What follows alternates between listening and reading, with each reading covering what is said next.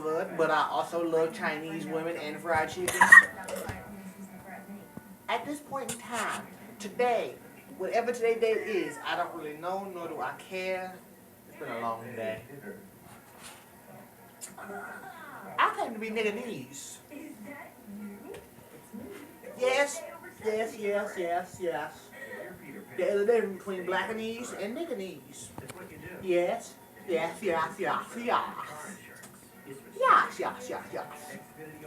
I know the difference. Just like there's a difference between a black man and a nigga. A black man you can trust with your nigga. A nigga you can't trust with your black man. A black man can handle your money work. A nigga can handle your security details. A black man can get in trouble fucking up your bank account. A nigga can get in trouble for fucking your wife. Nigganeese is pretty much the same thing, except Chinese can do it. A nigga, but no, Blackaneese can be in charge of your robots, your TVs. A Nigganeese gonna pawn your robots and your TVs. A Blackaneese man can work with the triads, help the triads, count the money for the triads. A Nigganeese gonna rob them of the blind and leave the country. Maybe even the planet if they got enough. A Blackaneese man, once again, will get in trouble with fucking your wife. Yes, it happens. We like Asian women too, nigga. Don't get it twisted. We all over the world for a reason. Asian girl can get it. Look at her flicking at this. We'll be dancing that pussy, nigga. Hit the wand on that. Nigganeese, on the other hand, we done put your wife, your 21-year-old daughter, her friend, done flipped over the triads, and then when you come to shoot at us, we become Superman, faster than a speeding bullet. You gonna shoot your wife, your daughter, and a few of her friends, and we gonna be gone. Yes, that's us. Gone! A black man can run from the cops. Nigganeese can run from everybody. I claim to be Nigganeese. Now, don't get me wrong. There are some downfalls to being Nigganeese. Of course. Like running into an Asian shop, you don't hear ding dong. You hear nigga. When you go to ask for sushi, they have a habit of passing you fried chicken. When you ask for a loan, they remember you still owe them.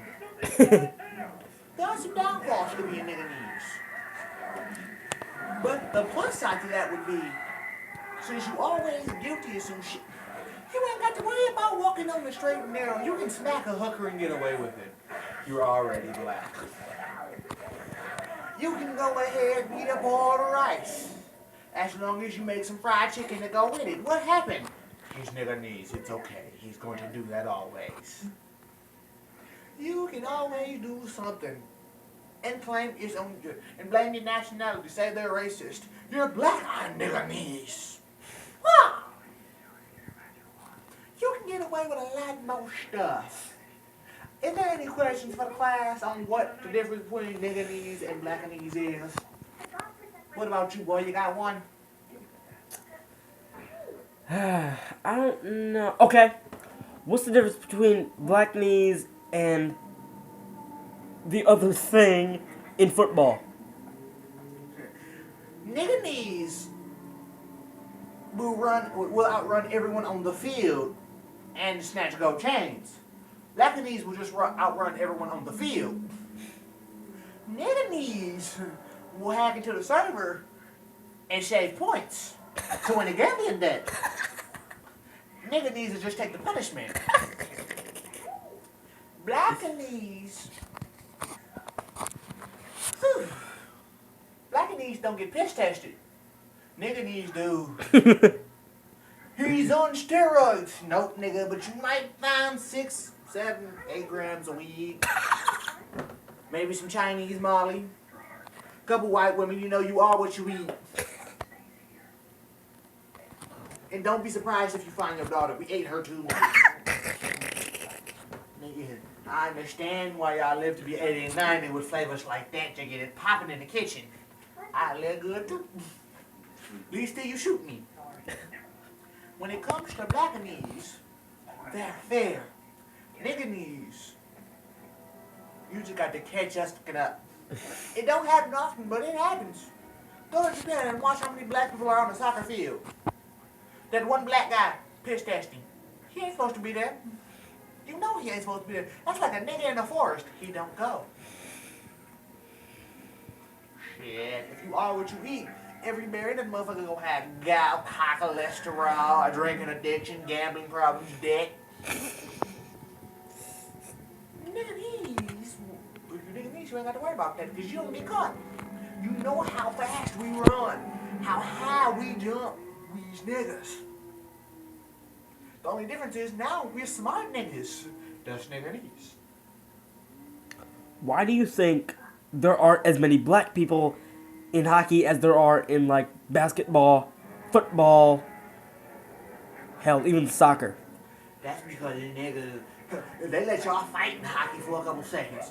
Niggas, you know, we throw these well. We be skating backwards on them. We do that. They can't allow that. It's gonna be little Timmy's teeth all across the floor. We gonna get 2 minutes in the penalty box and then come back necking niggas. Their life insurance policies don't work for that because when we lose fights, we tend to shoot. Life insurance don't cover that.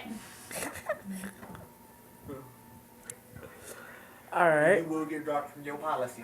Nigganeese do the same thing. That's why we ain't in soccer. We don't get blow torches or welding devices because they know you will be dropped from your policy if you piss him off. Next. Come on, one more forward. Go. One more forward. Go. Alright, why do you think, or here's an opinionated question. Why is it that hip-hop gains more attraction or more, let's say, think about this for a minute. Hip-hop, you hear it on the radio, you hear it all the time. Why is it that more people, it's not just specifically black people, why is it that more people are into, like, rap, like Fetty Wap? One rapper that my friend Austin listened to, he named himself White Jesus. We know White Jesus. That's not one of us. Fair warning, white people. That's not one of us. You fucked up there. You fucked up there. You can't blame Slim Shady or Logic for that. That's your fault. That's on you. Yes, nigga, I'm pointing at you. Not, don't look at him. Don't look at her. You know who I'm talking to. That's y'all fault. That's all on y'all. The reason, but back to it. The reason I think that women go to it. Some girls, they don't, some do. Don't get me wrong, not every woman on the planet is just bobbing her head to some Fetty Wap. Yeah, she fine. One-eyed fat. Everybody, they respect the hustle, they like the grind. Nigganeese included. Yes, we still talking about Nigganeese and Blackaneese, even though he done got off topic somewhere. They respect the grind, they like the grind. They understand that it requires struggle. But where there's no struggle, there's no interest. That's where everyone, from Asian to the Chinese, to the black, the white, the green, the yellow, they love hearing about the person who could come up from nothing. And that's what they want to, quote unquote, have or listen to. They want to listen to a story. And coming from nothing is one of the most intriguing ones. Women listen to it simply because they like a nigga, they like the sound of a nigga who's tough, who's manly, who hold his fucking own, who is just a nigga. You know, you niggas might be black man, I grew up, I went to Harvard and I did well. Or you might be one of them old Matumbo niggas, you know, follow me, I know they well. But they like hearing about men who know what they're doing, who had nothing and made something. Well, here's... And that's, I'm not done yet, 1 second, boss, 1 second.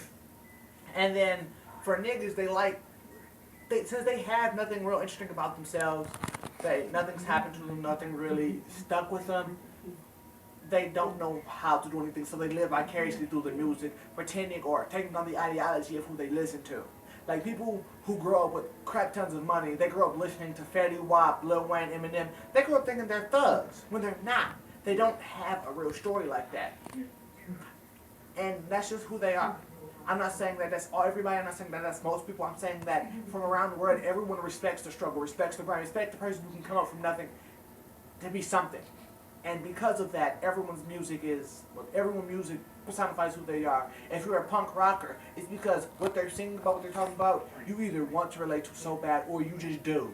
Like you know the difference between the two. The people, the headbangers, you know what I'm talking about. Some of you listen to it because you just like the sound of a guitar. They don't even have to have words. They're not speaking. They're screaming. And they're not even screaming real words. You can't run a sentence together and say,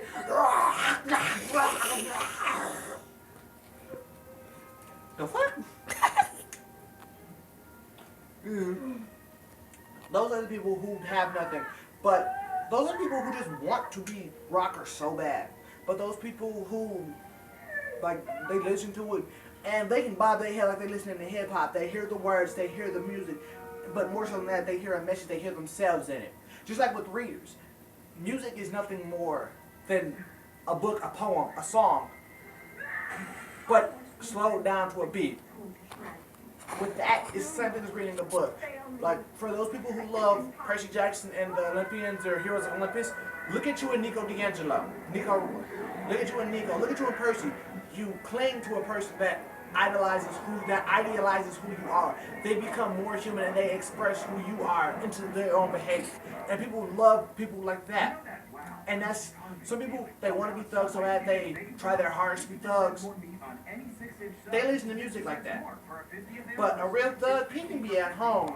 He got 17 kills under his belt. What nobody know. He ain't got to talk about it. He ain't got to fight, act nasty.